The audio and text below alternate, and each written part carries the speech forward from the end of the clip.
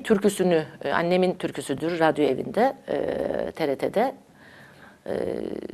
Annemin yaktığı ve annemden alınma bir türkü. Ondan önce bir ağıt yapacağım. Gelin ağlatma, gelin övme. Çam dalları diye. Çam dalları, çam dalları, ıradı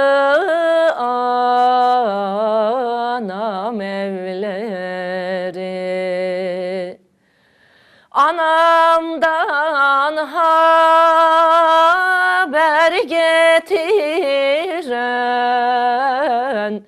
dakınsın gonca gülleri.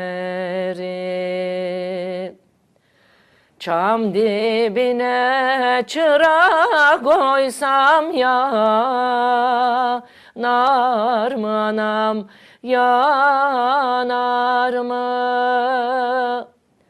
Gelinin başına da devlet konar mı anam, konar mı?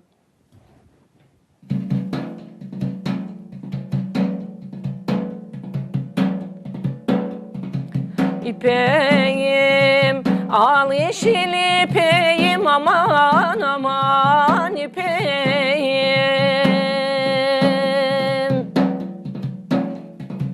Al yeşil ipeğim, aman aman, ben şaştım nereden öpeyim.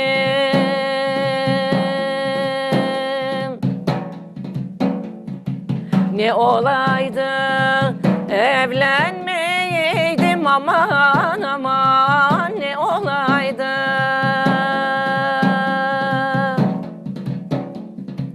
Evlenmeyeydim, aman aman, sevilerine bağlanmayaydım. Sevilerine bağlanmayaydım.